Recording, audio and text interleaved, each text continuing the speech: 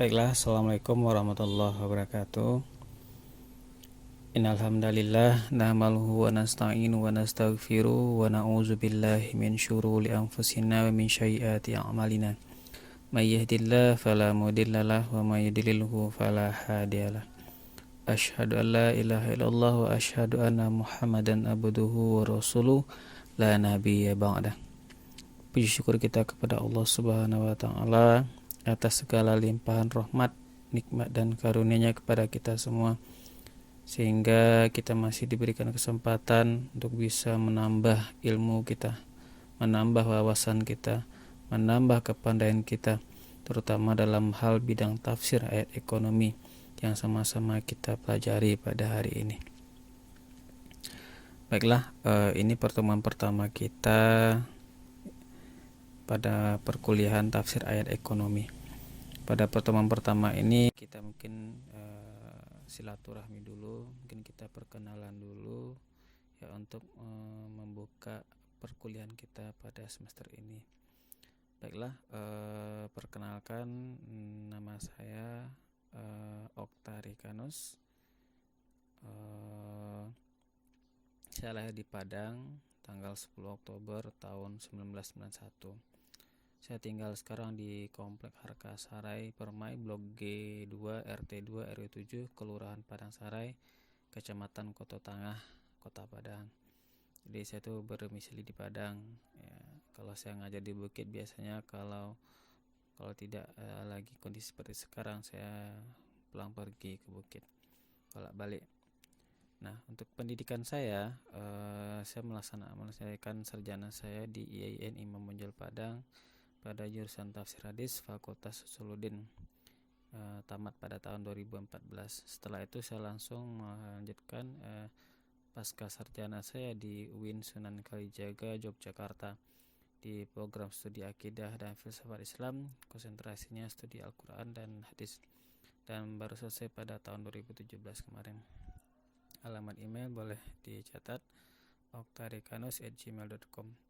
Yaitu nomor HP saya tertera di sana 0823 134 77451. Baik, untuk perkuliahan kita ya, tafsir ayat ekonomi. Nah, kita perlu mengenal dulu nih apa itu tafsir ayat ekonomi. Mata kuliah tafsir ayat ekonomi merupakan mata kuliah dasar pada Fakultas Ekonomi dan Bisnis Islam, khususnya program studi S1 Ekonomi Perbankan Syariah. Mata kuliah ini secara umum memberikan pemahaman dasar mengenai prinsip-prinsip dasar ekonomi dalam Al-Quran. Pemahaman tersebut meliputi redaksi dari ayat yang berkaitan dengan ekonomi, arti ayat-ayat Al-Quran, kata-kata kunci dari ayat Al-Quran yang berkaitan dengan ekonomi, dan selanjutnya tafsir yang berkaitan dengan ekonomi, beserta kandungan masing-masing dalam kaitannya dengan fenomena yang terjadi pada aktivitas ekonomi pada masa sekarang. Jadi mata kuliah ini ya bicara tentang ekonomi, selebel ekonomi yang terdapat di dalam Al-Quran. Adakah Al-Quran bicara tentang ekonomi? Adakah Al-Quran bicara tentang produksi, konsumsi? Ya, kalau kita bicara ekonomi, tentu produksi, konsumsi, distribusi, ya, itu 3 hal pokok yang ada dalam ekonomi. Nah, adakah Al-Quran bicara tentang itu? Nah, ini penting juga kita lihat sebagai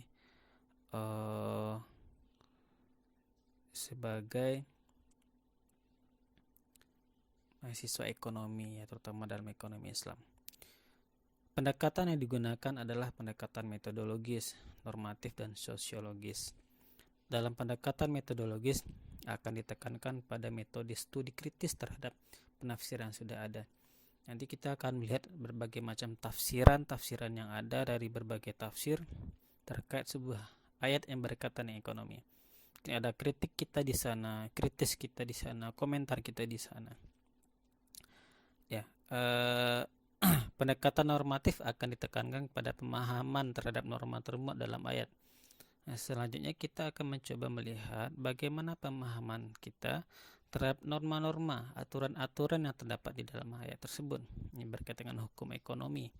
Dengan dasar itulah para ekonomi, para akuntan, ekonomi yang berkaitan dengan ekonomi. Nah, mereka akan berlandaskan dari sana terkait dengan hukum-hukum yang berkaitan dengan ekonomi. Sedangkan pendekatan sosiologis lebih menekankan kepada analisis sosiologi terhadap konteks ayat. Nah, ini bagaimana interaksi masyarakat sosial kita ya dengan analisis sosial, bagaimana kita lihat bagaimana konteks ayat ini berkaitan dengan sosial, sehingga ada keterkaitan bagaimana realisasi dari ayat tersebut terhadap masyarakat kita. Nah, itu terkait dengan mata kuliah tafsir ayat ekonomi. Nah, capaian untuk mata kuliah tafsir ini, mahasiswa diharapkan mengetahui konsep ekonomi Islam tentang nilai-nilai dasar yang menjadi fondasi pengembangan ekonomi Islam yang sejalan dengan spirit-spirit ayat Al-Quran serta berperan sebagai sumber utama ekonomi Islam. Jadi di sini mahasiswa memang dituntut untuk paham ya bagaimana nilai-nilai dasar yang menjadi fondasi dalam pengembangan ekonomi Islam yang sejalan dengan Al-Quran. Jadi kita bicara ngalor ngidur ya panjang-panjang tentang ekonomi Islam. Nah, kita harus tahu dasarnya dulu itu dari mana.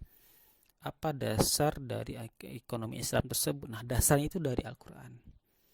Nah, ini dasarnya, ini ayatnya, ini penjelasannya, ini tafsirnya. Nah, sehingga lahirlah ekonomi Islam. Ini sangat penting sekali diketahui bagi mahasiswa ekonomi Islam ya, khususnya perbankan syariah apalagi. Nah, secara tersirat diketahui pula ciri khas ekonomi Islam dalam perbandingannya dengan ekonomi konvensional yang tidak berdasarkan pada nilai tersebut. Jadi nanti secara tersirat pun kita juga akan melihat bagaimana perbandingan ekonomi Islam dengan ekonomi konvensional. Ya, selama ini kita selalu sering melihat bagaimana perbandingan kedua tersebut ya. Bagaimana ekonomi Islam, bagaimana ekonomi konvensional, manakah yang lebih baik, manakah yang lebih bagus. Ini selalu sering diperadukan, diperbanding-bandingkan. Nah, manakah yang bisa kita jadikan pegangan sebagai umat Islam? Nah, tentu kita punya pengetahuan tentang itu. Nah, ini sangat penting sekali bagi mahasiswa ekonomi Islam. Materi pembahasan. Nah, selama nanti materi pembahasan kita akan menjalani perkuliahan dengan materi sebanyak 13 kali pertemuan dengan materi pembahasan ya, dengan pembagian yang pertama. Pada materi pertama akan dipahami terlebih dahulu tentang konsep tafsir dan metodologinya ya, sedikit membahas tentang sejarah perkembangan ilmu tafsir dan urgensi mempelajari ilmu tafsir bagi perkembangan ekonomi Islam. Jadi pertemuan pertama ini kita sedikit mengulas saja ya, mengulang-ulang ya. Mungkin semester 1 udah belajar juga tentang ilmu tafsir. Nah, semester 3 ini kita kuatkan lagi, kita mantapkan lagi tentang ilmu tafsir. Ya. Tentang metodenya, sejarahnya, bagaimana perkembangannya dan bagaimana urgensinya mempelajari ilmu tafsir ini untuk perkembangan ekonomi Islam.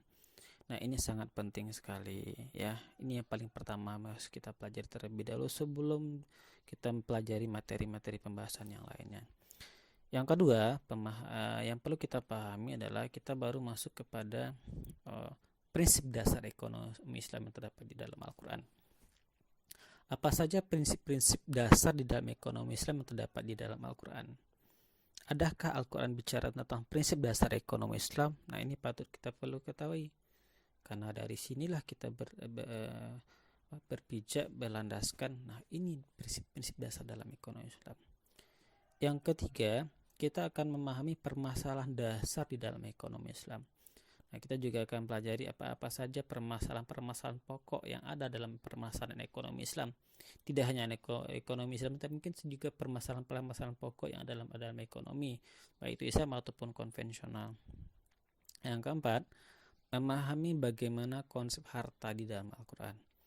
Nah, ada nggak Al-Quran bicara tentang harta, hak milik, kepunyaan, ada nggak? Nah, itu kita juga akan lihat bagaimana Al-Quran bicara tentang harta seseorang. Berapa dia harus maksimal mempunyai harta, boleh nggak lebih mempunyai harta, ya kan? Boleh nggak seseorang tuh mempunyai harta banyak sekali? Mungkin kalau kita contohkan di Indonesia saja, boleh nggak seandainya dia mempunyai total harta yang ada di Indonesia ini, itu yang setengahnya dia megang, apa yang terjadi? Boleh nggak? Nah, itu nanti akan kita lihat juga Ya, bagaimana hukum ekonomi berbicara tentang itu? Bagaimana ekonomi Islam boleh nggak seperti itu? Ya, kalau kita ngomong setengah dari harta kekayaan yang ada di Indonesia dia pegang, maka akan terjadi keguncangan. Nah, ini akan kita lihat juga nanti dalam Al-Quran, bagaimana syarat tentang konsep harta di dalam Al-Quran. Yang kelima, memahami konsep tentang riba, ya, memahami tentang riba dan implikasinya terhadap ekonomi, baik Islam maupun konvensional. Ya, sama-sama kita tahu riba merupakan permasalahan ekonomi yang kita temukan sekarang. Di mana-mana kita bisa temukan riba, ya. Dan bagaimana implikasi efek negatif, ya, bagi perekonomian kita. Tidak hanya ekonomi Islam tapi juga konvensional, ya. Ini kita lihat juga. Mungkin ini permasalahan dasar dalam ekonomi Islam, ya, riba, ya, yang menjamur sekarang bisa kita lihat di mana saja. Yang keenam, memahami dan memiliki wawasan tentang ayat produksi di dalam Islam. Nah, ini permasalahan poin pokok nih, produksi. Ya, kita kenal produksi. Ekonomi itu nggak lepas dari namanya produksi. Ada nggak Al-Quran berbicara tentang produksi? Nah, kita akan lihat juga nanti bagaimana Al-Quran bicara tentang produksi, menciptakan, menghasilkan, ya. Kalau secara paham saja produksi itu kan proses, ya, menciptakan sebuah barang untuk dipakai, dimanfaatkan oleh. Nah, yang kedua namanya konsumsi, ya, pemakai. Ada nggak yang ketujuh maksudnya, memahami memiliki wawasan tentang ayat konsumsi di dalam Al-Quran. Ada nggak Al-Quran bicara tentang konsumsi? Ya pasti ada, ya. Produksi saja ada, tentu konsumsi siapa gitu kan. Nah, itu pasti ada.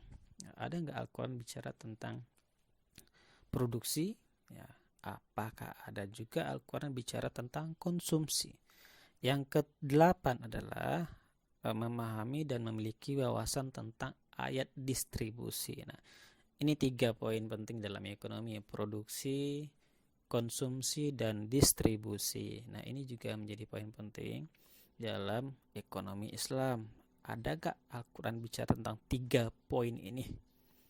Nah, ini 3 poin pokok juga, tidak hanya ekonomi Islam tapi juga ekonomi konvensional. Ini juga menjadi poin pokok: produksi, konsumsi, dan distribusi. Nah, ini kita bicara banyak tentang 3 poin ini dalam diskusi kita nanti. Yang ke-9, ya, memahami dan memiliki wawasan tentang tafsir ayat tentang konsep hibah, sedekah, zakat, dan perannya dalam pembangunan ekonomi Islam. Nah, pada poin ini nanti kita akan melihat bagaimana perbedaan yang paling mendasar antara ekonomi Islam dengan ekonomi konvensional. Ya, ekonomi konvensional itu nggak akan kita temukan yang namanya hibah, sedekah, zakat. Ya, tapi kalau ekonomi syariah, ekonomi Islam, kita akan menemukan ini. Ini yang menjadikan perbedaan penting antara ekonomi konvensional dengan ekonomi syariah. Nah, kita akan lihat nanti. Ya, mungkin banyak nanti kita bahas tentang ini. Ya, karena ini yang penting sekali dalam ekonomi Islam.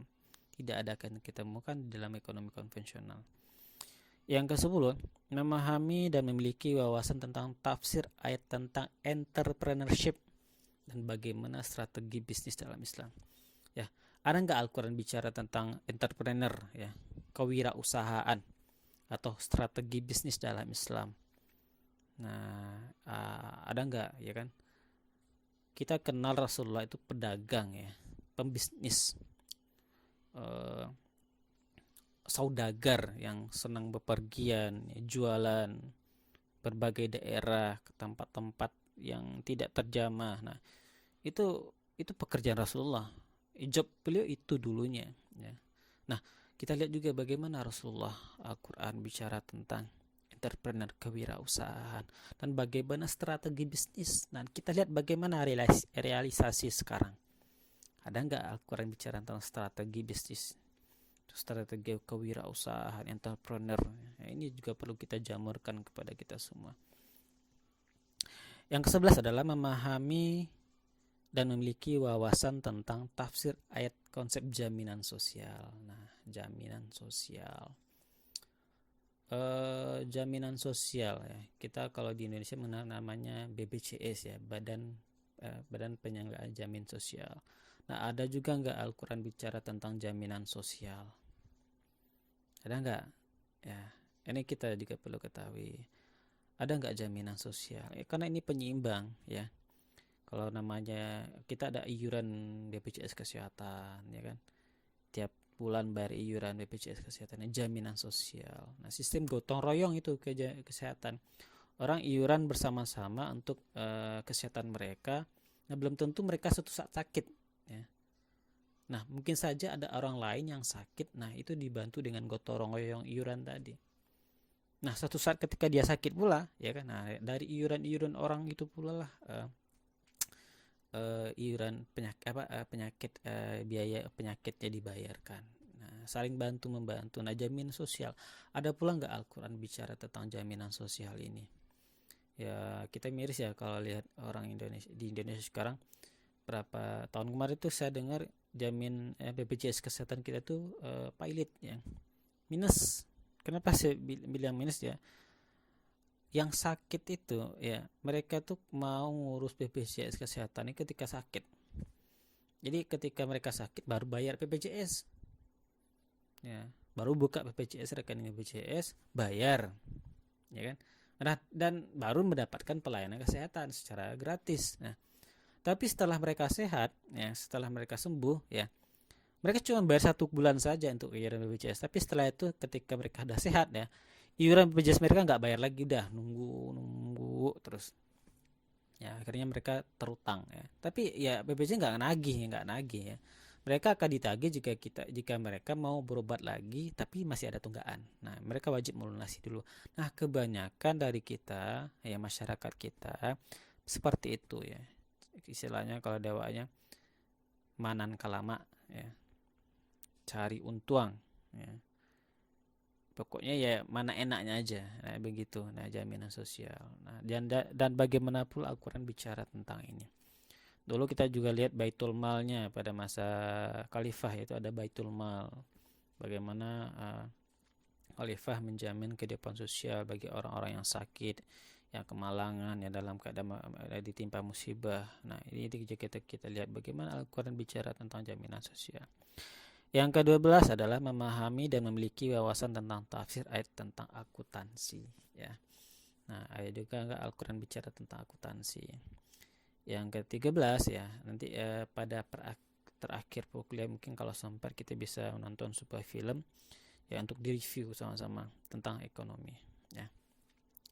Itulah mungkin 13 materi yang akan kita pelajari terkait dengan perkuliahan kita selama 1 semester ini. Nah, nanti terkait teknis perkuliahan nanti akan saya share melalui video pendek saja ya tentang terkait dengan teknis perkuliahan kita. Baik, itu saja mungkin. Terima kasih. Silakan nanti kalau ada yang berkomentar atau bertanya dipersilakan. Assalamualaikum warahmatullahi wabarakatuh.